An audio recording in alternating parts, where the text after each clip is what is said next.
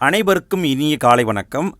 6/6/2022 TNPSC ஒரு தேர்வு நடத்தியிருக்காங்க.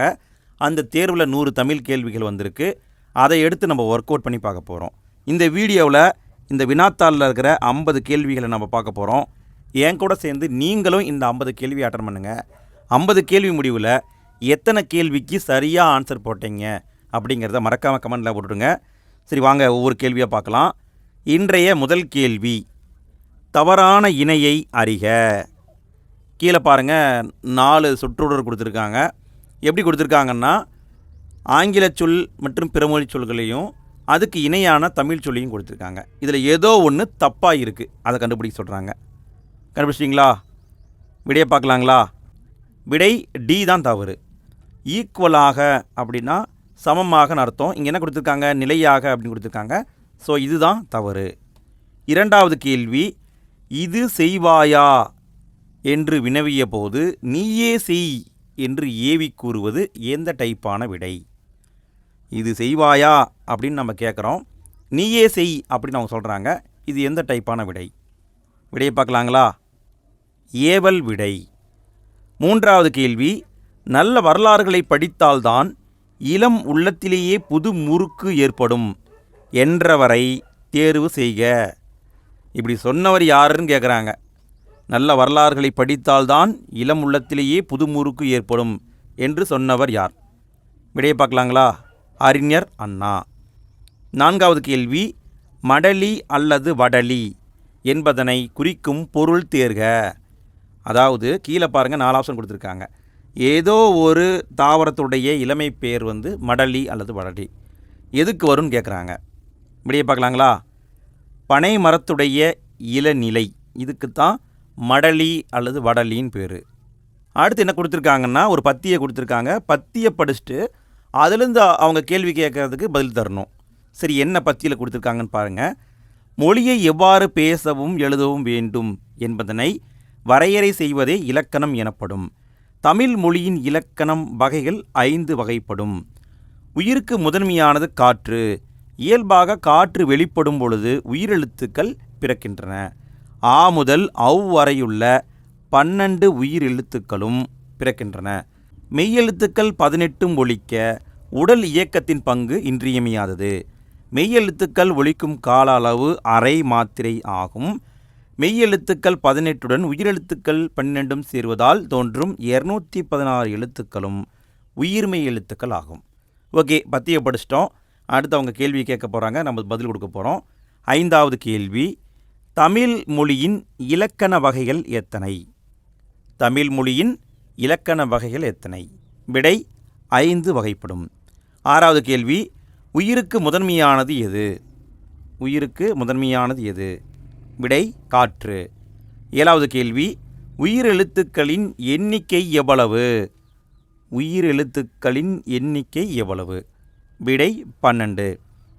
8வது கேள்வி, மெய்யெழுத்துக்களை ஒலிக்கும் கால அளவு எவ்வளவு? மெய்யெழுத்துக்களை ஒலிக்கும் கால அளவு அரை மாத்திரை. 9வது கேள்வி, உயிர்மெய் எழுத்துக்களின் எண்ணிக்கை எவ்வளவு? உயிர்மெய் எழுத்துக்களுடைய எண்ணிக்கை எவ்வளவுன்னு கேட்குறாங்க. 216. எல்லாமே ரொம்ப பேசிக்காக தான் இருக்குது. 10வது கேள்வி, பொருத்தமான காலம் அமைத்தல். எதிர்காலம். கீழே 4 சொற்றொடர் கொடுத்துருக்காங்க. அதில் எது எதிர்காலத்தில் வருதுன்னு கேட்குறாங்க. கண்டுபிடிங்க. எது எதிர்காலத்துக்கு வரும்?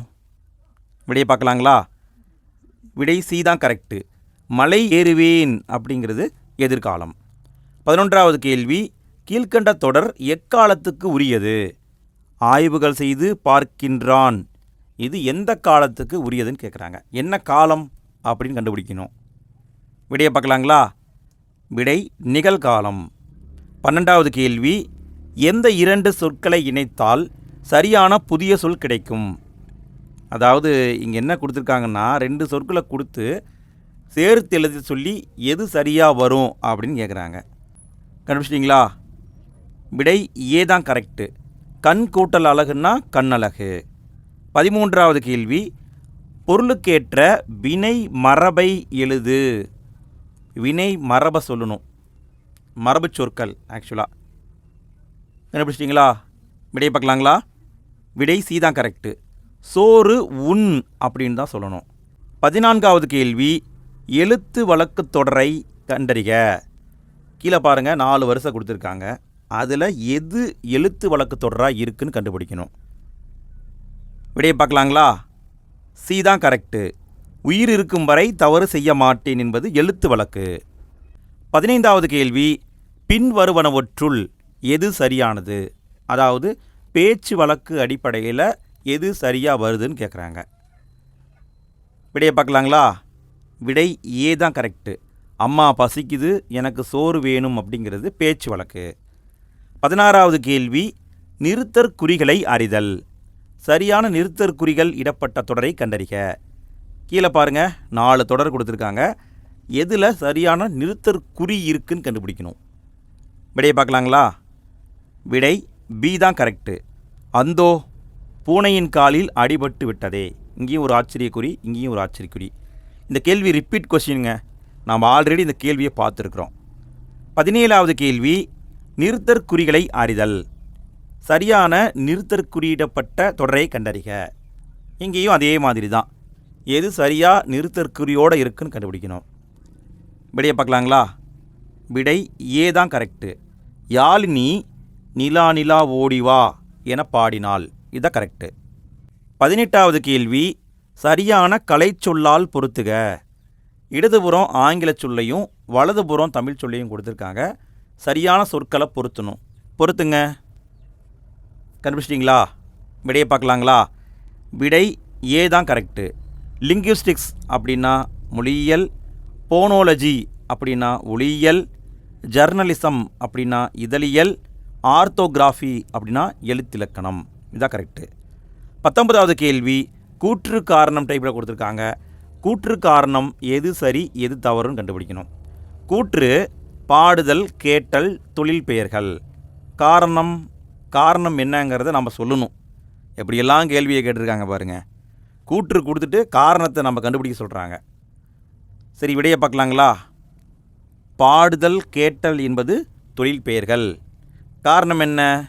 காரணம் படற்கைக்கே உரியது. இதுதான் கரெக்டு. 20வது கேள்வி, குறில் நெடில் மாற்றம் அறிந்து பொருள் வேறுபாடு சரியானதை கண்டறிக. தொடுன்னா என்ன, தோடுன்னா என்ன? இதை கரெக்டாக கண்டுபிடிக்கணும். கண்டுபிடிங்க. தொடுன்னா என்ன, தோடுன்னா என்ன? விடையை பார்க்கலாங்களா? டி தான் கரெக்டு. தொடு அப்படின்னா தொடுதல், தோடு அப்படின்னா அணிகலன். 21வது கேள்வி, சரியானவற்றை பொறுத்துக. இங்கே எப்படி கொடுத்துருக்காங்கன்னா, காலத்தை கொடுத்துருக்காங்க. இடதுபுறம் காலங்களையும் வலதுபுறம் அது வரக்கூடிய மாதங்களையும் கொடுத்துருக்காங்க. கரெக்டாக பொருத்தணும். இது எங்கே இருக்கும்னா, பழைய சமச்சீர் புத்தகத்தில் 10ஆம் வகுப்பு தமிழ் பகுதியில் இருக்கும். புதிய சமச்சீர் புத்தகத்திலையும் இருக்கும். சரி, விடையை பார்க்கலாங்களா? விடை ஏ தான் கரெக்டு. கார்காலம் அப்படிங்கிறது ஆவணி புரட்டாசி மாதம் வரும். குளிர்காலம் அப்படிங்கிறது ஐப்பசி கார்த்திகை மாதம் வரும். முன்பனி காலம் அப்படிங்கிறது மார்கழி தை மாதம் வரும். பின்பனி காலம் அப்படிங்கிறது மாசி பங்குனியில் வரும். இதுதான் கரெக்டாக வரும். அடுத்து 22வது கேள்வி, பறந்து விரிந்து இருப்பதால் கடலுக்கு டேஸ் என்று பெயர். பறந்து விரிந்து இருப்பதால் கடலுக்கு டேஸ் என்று பெயர். விடையை பார்க்கலாங்களா? பறவை என்று பெயர். 23வது கேள்வி, சொல் பொருள் பொருத்துக. சொல்லையும் பொருளையும் பொருத்தணும். பொருத்துங்க. பொருத்திட்டிங்களா? விடையை பார்க்கலாங்களா? விடை பி தான் கரெக்டு. தார் அப்படின்னா மாலை, முனிவு அப்படின்னா சினம், உவகைனா மகிழ்ச்சி, தமர்னா உறவினர். இதுதான் கரெக்டு. 24வது கேள்வி, சரியான இணைப்புச் சொல்லை தேர்ந்தெடு. மனிதர்களை நிலவிற்கு அனுப்புவோம் டேஸ் நிலவிற்கு செல்ல தயாராக இருங்கள். இதை இணைக்கும் சொல்ல கரெக்டாக எடுத்து ஃபிட் பண்ணணும். கண்டுபிடிங்க. விடையை பார்க்கலாங்களா?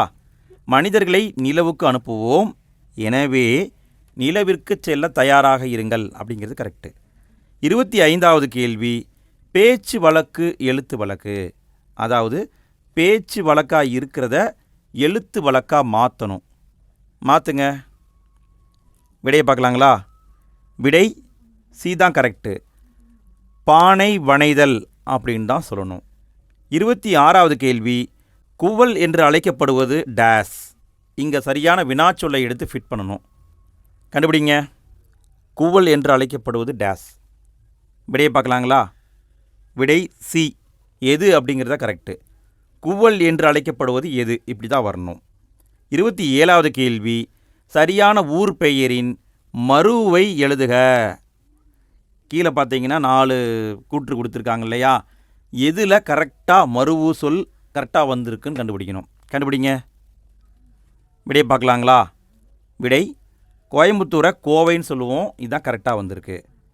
28வது கேள்வி, ஒரு சொல் தரும் பல பொருட்கள் கண்டறி. மா, இது ஒரு சொல்.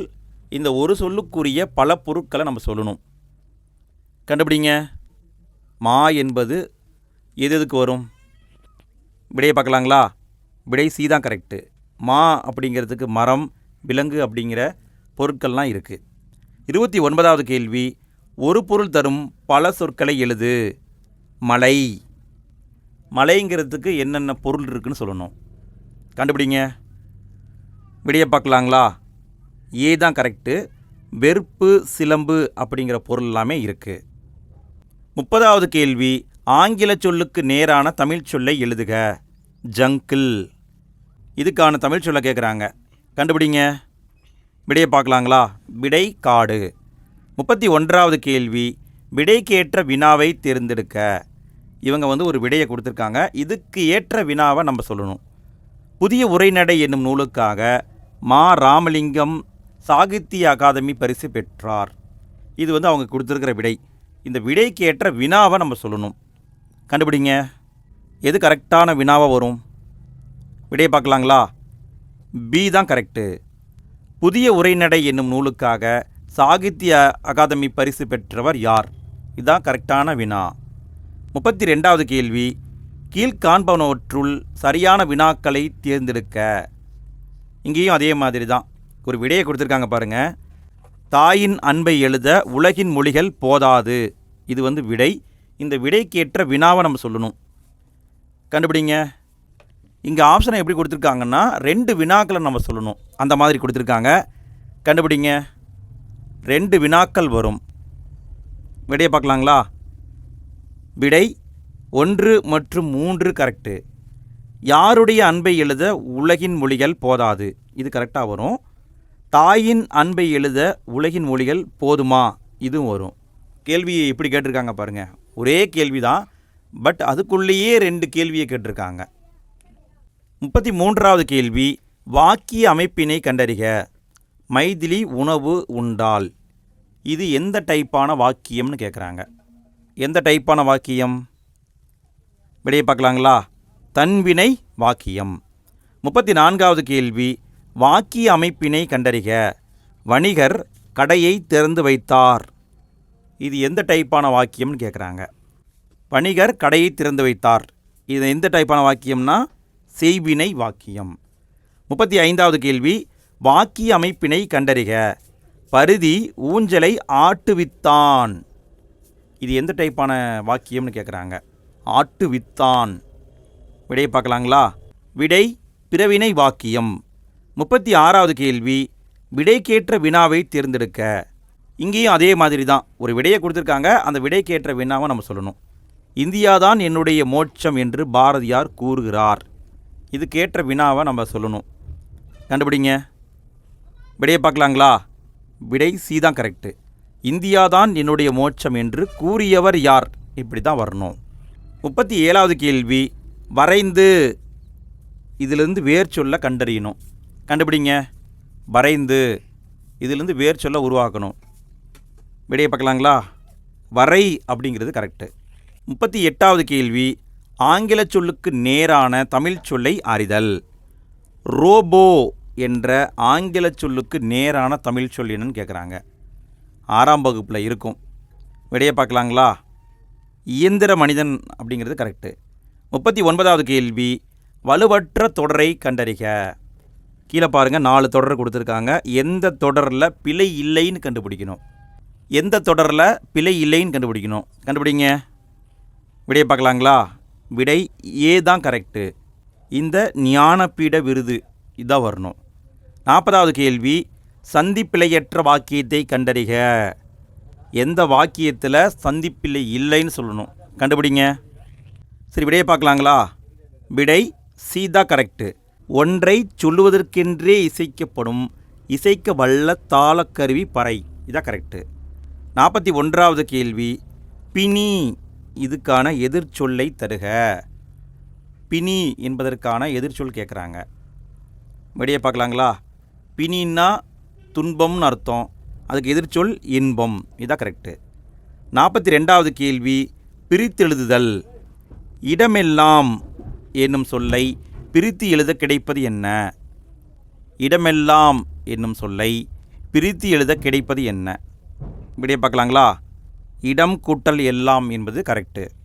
43வது கேள்வி, ஆங்கில சொல்லுக்கு நேரான தமிழ் சொல் எழுதுக. ரைம் இதுக்கான தமிழ் சொல் கேட்குறாங்க. விடையை பார்க்கலாங்களா? விடை இயைபுத்தொடை. 44வது கேள்வி, விடைக்கேற்ற வினாவை தேர்ந்தெடுக்க. விடைக்கேற்ற வினாவை கண்டுபிடிக்கணும். வாய்மையை சிறந்த அறமாக சங்க இலக்கியங்கள் பேசுகின்றன. இதுக்கேற்ற வினாவை நம்ம கண்டுபிடிக்கணும். கண்டுபிடிங்க. விடையை பார்க்கலாங்களா? விடை டி தான் கரெக்டு. வாய்மையை சிறந்த அறமாக எந்த இலக்கியங்கள் பேசுகின்றன அப்படி தான் வரணும். 45வது கேள்வி, வேர் சொல்லின் தொழில் பெயரை கூறு. வாள் இது ஒரு வேர் சொல், இதிலிருந்து தொழில் பெயரை உருவாக்கணும். உருவாக்குங்க. விடையை பார்க்கலாங்களா? வாழ்க்கை என்பது கரெக்டு. 46வது கேள்வி, வினா வகைகளை கண்டறி. வீட்டில் அரிசி இல்லை, நீ கடைக்கு செல்கிறாயா என்று அக்கா தம்பியிடம் வினவி வேலையை சொல்லுதல். இது எந்த டைப்பான வினான்னு கேட்குறாங்க. எந்த டைப்பான வினா? விடையை பார்க்கலாங்களா? ஏவல் வினா. 47வது கேள்வி, மரபுத் தொடரின் பொருளை அறிக. பச்சை பொய். பச்சை பொய் என்பது மரபுத் தொடர், இதனுடைய பொருள் என்னன்னு கேட்குறாங்க. கண்டுபிடிங்க. விடையை பார்க்கலாங்களா? முற்றிலும் பொய் என்பது கரெக்டு. 48வது கேள்வி, பொருந்தாத சொல்லை எடுத்தெழுதுக. முதல் நிலை தொழில் பெயர் அல்லாதது என்ன? கீழே இருக்கிற 4 சொல்லில் எது முதல் நிலை தொழில் பெயர் அல்லாதது? கண்டுபிடிங்க. விடையை பார்க்கலாங்களா? விடை வீடு. 49வது கேள்வி, சரியான பொருளை அறிக. அவிர்தல். அவிர்தல்னா என்ன? இதுக்கான சரியான பொருளை கண்டுபிடிக்கணும். விடையை பார்க்கலாங்களா? ஒளிர்தல் அப்படிங்கிறது கரெக்டு. 50வது கேள்வி இறுதி கேள்வி. என்ன கேள்வின்னு பார்க்குறதுக்கு முன்னால் ஃப்ரெண்ட்ஸ், இந்த வீடியோ பிடிச்சிருந்தது அப்படின்னா மறக்காமல் லைக் போடுங்க. வீடியோ எப்படி இருந்தது அப்படிங்கிறத கமெண்ட்டில் போட்டுவிடுங்க. 50 கேள்வியில் உங்களுக்கு எத்தனை கேள்விக்கு ஆன்சர் தெரிஞ்சது அப்படிங்கிறதையும் மறக்காமல் கமெண்ட்டில் போட்டுவிடுங்க. இதே மாதிரி நிறைய வீடியோக்களை நாங்கள் போட்டிருக்கோம். நீங்கள் இன்னும் பார்க்கல அப்படின்னா இந்த வீடியோவுக்கு கீழே டிஸ்கிரிப்ஷன்லேயும் ஃபஸ்ட்டு கமெண்ட்லேயும் நான் லிங்க் கொடுத்துருக்கேன். அந்த லிங்க்கை கிளிக் பண்ணிங்கன்னா எல்லா வீடியோக்களும் வந்துடும். 50வது கேள்வி, சொல் வகை அறிந்து பொருந்தாத சொல்லை எழுதுக. எந்த சொல் பொருந்தாததோ அதை சொல்லணும். கண்டுபிடிங்க. விடையை பார்க்கலாங்களா? விடை சித்திரை என்பது பொருந்தாது. ஏன்னா இது காலப்பெயர், மற்றது எல்லாமே காலப்பெயரில் வரல. ஓகே ஃப்ரெண்ட்ஸ், வீடியோவுடைய எண்டு ஸ்க்ரீனில் அடுத்த வீடியோக்கான லிங்க் வந்திருக்கும். அதை கிளிக் பண்ணுங்கள். அந்த வீடியோவில் இன்னும் சில முக்கியமான தமிழ் வினாக்களை பார்க்கலாம்.